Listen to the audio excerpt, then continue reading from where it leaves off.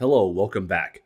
You know, there's a saying in boating, the two happiest days in a sailor's life are the day they buy their boat and the day they sell it. But for some people, that second day came a lot sooner than they expected. Not every boat that hit the water was a masterpiece. For every success, like the Catalina 30, there was an equally bad flop. Some were slow, some were fragile, a few were so badly designed that you'd have a better time trying to sail a picnic table. Today, we're diving into the 10 worst sailboats ever sold in the United States, boats so infamous that even seagulls avoid landing on them. So grab your life jacket and let's see which floating disasters made the list. What was one thing that Chrysler wasn't known for back in the 70s and 80s? Building quality and reliable cars. My parents had a Dodge station wagon they referred to as the Brown Bomber. It wasn't because it ran well and was reliable. Back in the 1970s, Chrysler wanted in on the booming sailboat market. After all, they built crappy cars and people bought them. How hard could building crappy boats be? Chrysler sailboats like the Newport 30 and Newport 22 were mass-produced with all the love and precision of that brown station wagon my parents had. Many developed cracks, leaks, and soft decks within a few years, and because they were designed by committee, they had all the personality of that brown station wagon.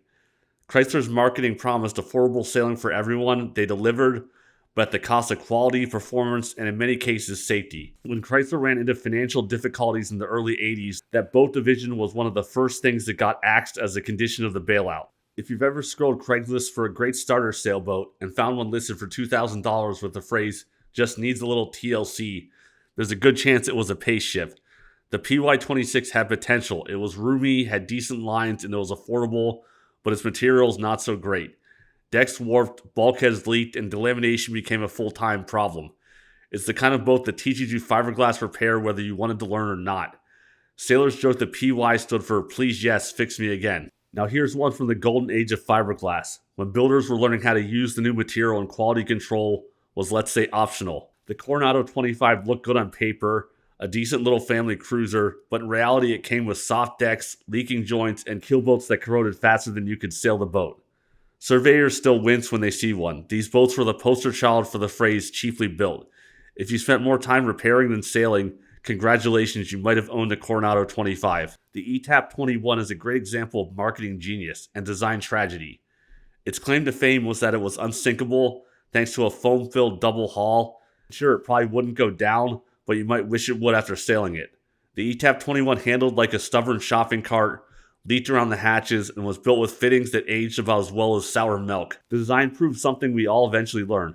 Unsinkable doesn't mean unbreakable, uncomfortable, or unbearably slow. It's a boat that might not drown you, but could bore you to death. The Newport 17 was affectionately known as the Dodge Aries of sailboats. Translation: cheap, basic, and guaranteed to depreciate faster than a car driving off a cliff. Built as a low-cost option for beginners, it was stripped of anything resembling refinement. Thin fiberglass, wobbly fittings, and not a single ounce of sailing grace. In light air, it drifted aimlessly. In waves, it pounded your kidneys. Still, the Newport 17 taught one important lesson. When you buy the cheapest thing on the lot, you usually get exactly what you paid for. Bayliner is a name we all know, but not for their sailboats. And not for their high-quality powerboats either. Ask almost any powerboater what they think of Bayliner, and you probably won't get a good answer. Bayliners from the 80s were known for poor quality, being underpowered, and poor resale value. Their sailboats proved to be no different. The Buccaneer 240 was designed by a company famous for powerboats, so naturally when they made a sailboat, they built a powerboat that happened to have a mast. The 240 had tons of interior space, which looked great at boat shows, but on the water that boxy hull and tiny rig turned into a slug. Try sailing upwind and it felt like towing a refrigerator. And the build quality, let's just say Bayliner must have been buying fiberglass by the discount roll. Owners called it a floating condo and not in a good way. The Bayliner Buccaneer 270 was everything that went wrong with the Buccaneer 240, just bigger. The 270 was slow, heavy, and about as responsive as a wet sponge. Sure, you had headroom. Sure, there was space for the kids. But you also had a boat that got passed by paddleboards. It was so underpowered that a stiff breeze barely moved it. And because of its tall cabin and shallow keel, it rolled like crazy in chop. If the 240 was a disappointment, the 270 was its bloated sequel, the Jaws 3 of sailboats. Maybe Bayliner was a bit ahead of their time. Sailboats from the late 80s and 90s from Catalina and Hunter tended to go towards more interior volume, bigger sterns, and they focused less on sailing performance. This proved quite popular with boat owners looking for comfortable coastal cruisers who didn't care that much about racing performance. So maybe Bayliner was just a bit ahead of its time. Now this one might ruffle a few feathers. The MacGregor 26X. This boat has a cult following that really love it despite what the general sailing population thinks about it. I'll say this, MacGregor has made a lot of affordable boats that got a lot of people into sailing. Their earlier boats had pretty good sailing performance.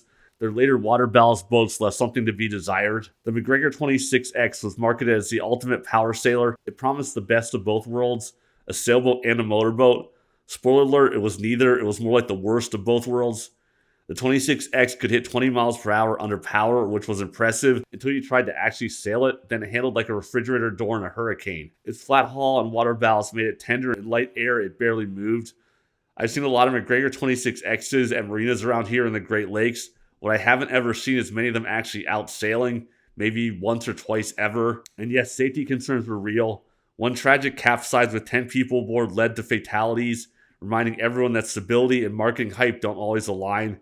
This may have been due to a drunk captain, overloaded boat, and not filling the water ballast before trying to sail. It wasn't entirely the boat's fault, but the boat definitely contributed to it. Sailors still argue about the MacGregor.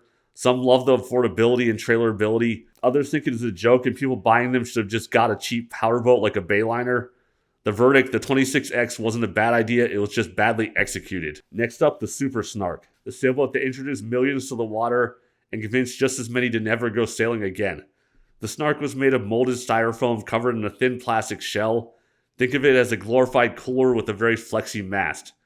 It was light, cheap, and easy to car top, but also cracked if you sneezed at it. The sail was basically a bed sheet, the spars were like flexible tent poles, and if the wind hit double digits, the Snark's main feature was instant capsize. Sailors joked it was the only boat that could both sail and dissolve at the same time. But hey, for $99 in 1975, it was cheaper than just about anything else you could do for fun. If you wanted to learn to sail and didn't mind looking like you're riding a floating marshmallow, the Snark was your entry ticket and your exit ticket once you figured out that it couldn't sail well in any kind of wind. And lastly, a true legend of bad sailboats. The AquaCat 12.5, the catamaran that thought it was a Hobie but sailed like a half-submerged bathtub. A guy had one of these at the lake I grew up sailing at. I saw him try to sail it a few times. Did it sail? Yes. Could it go upwind? No. Did the hull look like it was made of flexible PVC pipe? Yes. Marketed as a fun little beach cat, the AquaCat 12.5 looked sporty in the brochure, but once you got on the water, that is when you knew you made a mistake. If you hate it now, just wait until you sail it. Owners complained that the hulls sat so low they were practically underwater before you even climbed aboard. The result? Sluggish, awkward tacks and a ride so wet you might as well have brought snorkel gear. Add that, the A-frame mast, it was so flimsy it actually bent the sail shape. Some sailors said it looked like a kid's art project gone wrong. If you weighed more than 150 pounds, the AquaCat became a submarine. One sailor even called it floating lawn furniture.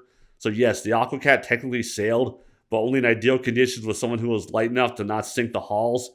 It will probably go down as the worst sailboat ever made. Now before you fire up the comment section, let's make one thing clear. If you owned one of these boats and loved it, that's awesome. Sailing memories aren't about perfection, they're about adventure, learning, and sometimes just surviving to tell the story. Plenty of people cut their teeth on Snarks and MacGregors. They might have been slow, leaky, and fragile, but they got folks out on the water, and that's worth something. Still, from a design and engineering standpoint, these 10 boats represent the very bottom of the barrel. They remind us that just because something floats doesn't mean it sails well. And if you're shopping for a used boat today, take this as your friendly warning. Sometimes a great deal is just a lot of hard work waiting to be done. So what do you think? Did we miss any stinkers? Drop your nomination in the comments. If you think the MacGregor 26X and Snark don't deserve to be here, what shall take their place? And hey, if you enjoyed this salty walk down memory lane, hit that like button and subscribe. Thanks for watching, and remember, no matter what you sail, it's still better than mowing the lawn or going to work.